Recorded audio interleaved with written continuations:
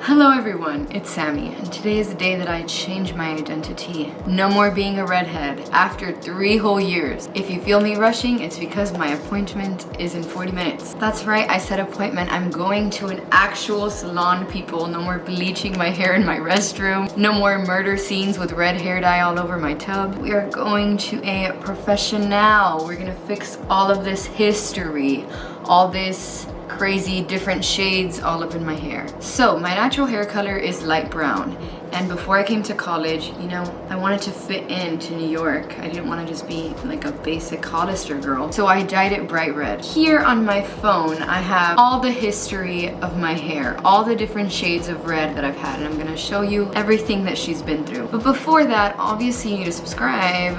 Do it. Also like this video because, you know, I've been feeling myself today. I haven't put makeup on in like a week, and so I'm looking kind of cute today, so you might as well give it a like. So let's begin. When I got to college, I dyed my hair red on top of my light brown hair, so there was no need to bleach it. I had that cool redhead artist, dancer, choreographer, I'm trying to stand out from the crowd because I'm bold look. And my thing is, I've always tried to stay fresh. I never want the root to be this huge, the way I've let it grow out now. So I would retouch my hair a lot, but not always with permanent hair dye. Sometimes I would just do it with semi-permanent, so it'd be healthier. But the more I retouched it, the darker it got. So my hair just kept getting darker and darker and darker to where it looked like a dark brown, and you'd only see the red tint in the sunlight. Once the sun started to come out, you would see it a little more. Pictures for reference. Oh, then I transitioned to this, you know, a little bang moment, hot pink. No, I'm kidding, that was just for a wig party. Then my root started blending in nicely with the hair, so I just let it go from brown to dark red. And then I was like, I'm sick of this. I want more redhead energy, more artistic energy. I decided to dye the front strands of my hair pink. I was also partly just going really hard for my e-girl Halloween costume, because that was when TikTok was getting popular. Then I just fell in love with being an e-girl, kept the pink strands. It was working for me. They were always on point. I retouched those strands with like a semi-permanent conditioner every 2 weeks. I never wanted to look crusty. I always wanted it to be cute and classy, you know what I'm saying? Then I retouched the back of my hair with a hair dye called High Color. That's the one that's recommended all over YouTube for redheads. That is the best red hair color that I have used. Then I went camping during the pandemic. It started getting really crusty, and I was out in the sun all day, so the front pink strands faded and it looked so disgusting. It was like light pink. So then when I went back home, I decided that I would purposefully get some blonde highlights, and I was trying to go for more of a gingery blonde, but just ended up blonde, and it was just not the look for me, not at the time. Then I was really missing that redhead energy, so I used an orange hair mask that was also, can you? It ended up being a little bit more of a bright orange, but it worked. It covered up all my blonde highlights and made it more ginger. This was like August during the pandemic. That started to fade. So then I dyed it red. I didn't use High Color. I used Garnier Nutrice, and I didn't put any bleach in my hair. So I went back to my freshman year, really dark brown / red. That wasn't what I was going for either. It just looked like a dark chocolate brown. It didn't even look red. So that's when I got really frustrated. And then when I went home for winter break, I finally just decided to bleach my whole head.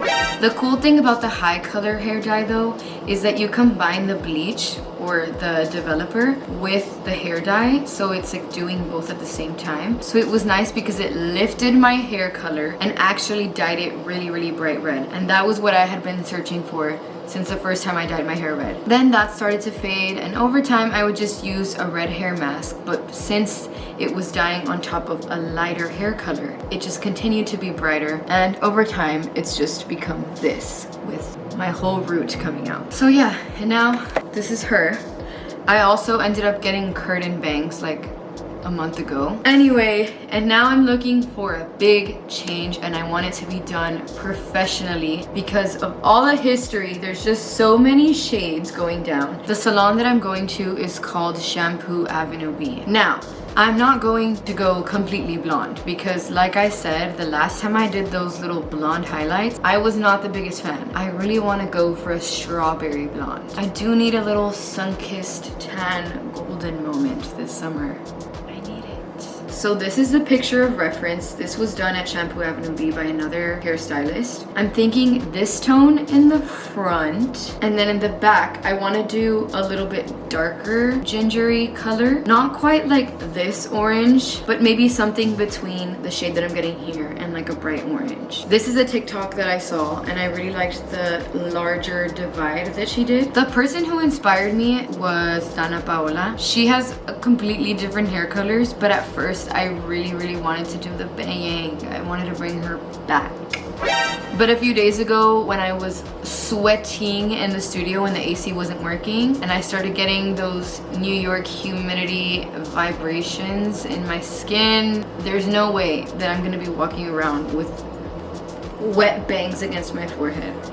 There's just no way. That's not gonna be cute. I'm a very sweaty person. But yeah, I'm really excited, and I have been promising myself that after graduating I would move on to another hair color. Okay, enough talking. It's 3:02. It's time to go to my appointment. That's at 3:30. Also time to make some transformation TikToks real quick because you gotta make content. Follow me on TikTok. Follow me on Instagram because you already know I'm gonna be hopping off. Okay, got a blast. I need to eat a full-on meal because I'm gonna be sitting there for 3 hours starving.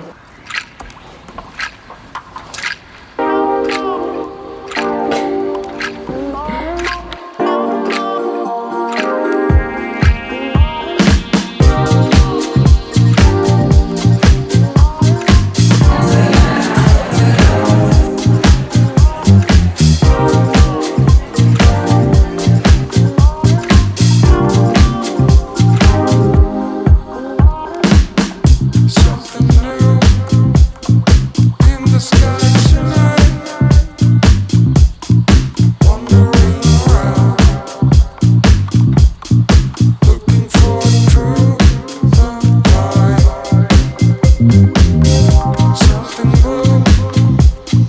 blue as the ocean, wanna be like them. 2,000 years later. Yes, people. I am her. She is me.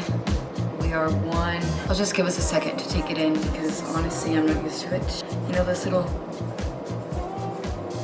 zhuzh that the hairstylists do?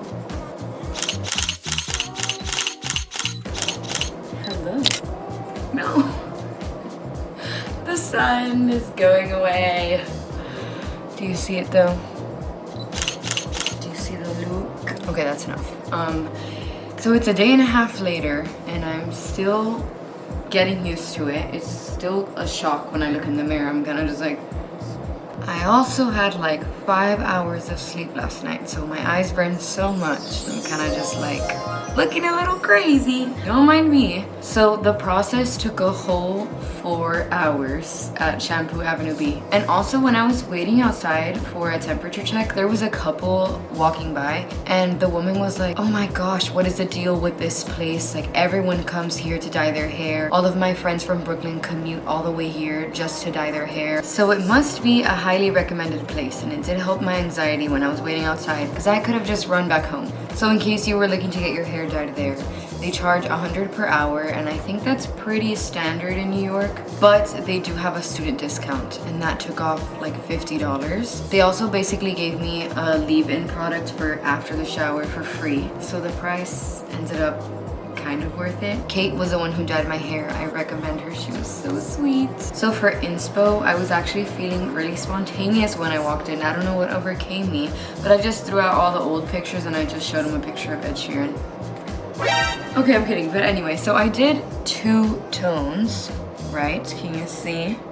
but I didn't want it to look very marked because I've been working that look for a while. So I like how subtle it is. It's just like 2 shades different. This one's just a little bit more orange. And for the front, I showed the strawberry blonde picture that I referenced in the beginning. And since I got it off of their Instagram, Kate was able to get the hairstylist that did the hair in that photo. And so we used the exact same toner. It looks a little bit more peachy, I think, because it was so hard to get the red out of my hair with the bleach. But it worked in our favor because now I have more different shades. There's some more reddish tones like at the bottom on the sections that the red was just not coming out. We are serving Kim Possible. We are serving Daphne from Scooby-Doo. You know what I'm saying? And another thing is I have not been feeding myself that much because it has been so rainy all weekend. It was so sunny the past 2 weeks, and then when I decided to dye my hair, it was just pouring. So I can't wait to take some pics, you know, at a picnic in golden hour to be that little blondey this summer. Yeah, I have not gotten any good photos, just like a selfie that I sent my mom and a picture of me eating cheese fries at 1 a.m. outside of a papaya dog. But I will get some hot pics soon, and I think once I get those hot pics, that is when the confidence will officially kick in. But yes, okay, that is it for this transformation.